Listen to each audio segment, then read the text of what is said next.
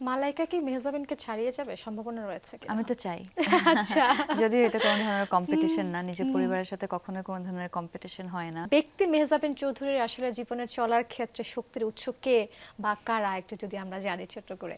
আমার জীবনে চলার পেছনে আসলে দিন শেষে দেখা যায় কি নিজের বাসা এবং নিজের পরিবার তারাই হয় সবচেয়ে বড় হুম শক্তি। হুম হুম। এবং আমি আমি এমনটা মনে করি যে প্রতিদিন আমরা সবাই উঠে একটা সংগ্রামে বের হয়ে যাই। কোনো না কোনোভাবে আমরা সবাই স্ট্রাগল করছি, কিছু না কিছুর জন্য সবাই ফাইট করছি, কোনো একটা উদ্দেশ্যে আমরা ছুটে যাচ্ছি।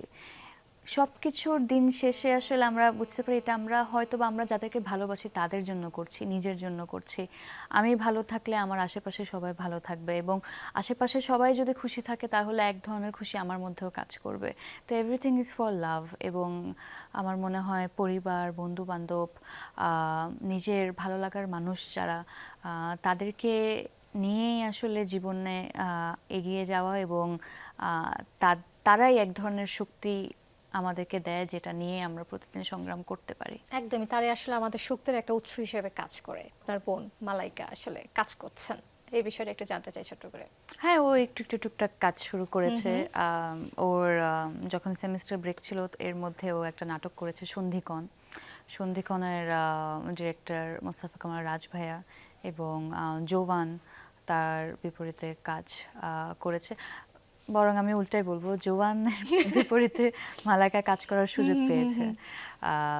সো আমার মনে হয় এটা ওর জন্য একটা ডিফারেন্ট এক্সপিরিয়েন্স ছিল, প্রথমবারের মতো নাটকে অভিনয় করার, এবং তার আগে ও একটা বিজ্ঞাপন করেছে।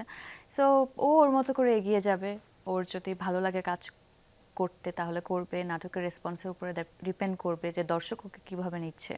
তো এই আর কি। মালাইকা কি মেহজাবিনকে ছাড়িয়ে যাবে? সম্ভাবনা রয়েছে কিনা? আমি তো চাই। আচ্ছা। যদিও এটা কোনো ধরনের হুম কম্পিটিশন না, নিজের হুম। পরিবারের সাথে কখনোই কোনো ধরনের কম্পিটিশন হয় না।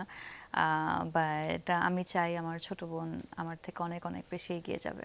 আচ্ছা, মেহজাবিনের নামের যে আসলে যদি বলে স্পেলিংটা আছে, অনেক ক্ষেত্রেই কিন্তু ভুল করে অনেকেই। হুম হুম হুম। মানে এটা আসলে আপনার একটা ক্ষোভ কিংবা একটা খারাপ লাগার জায়গা আছে কিনা একটু জানতে চাই।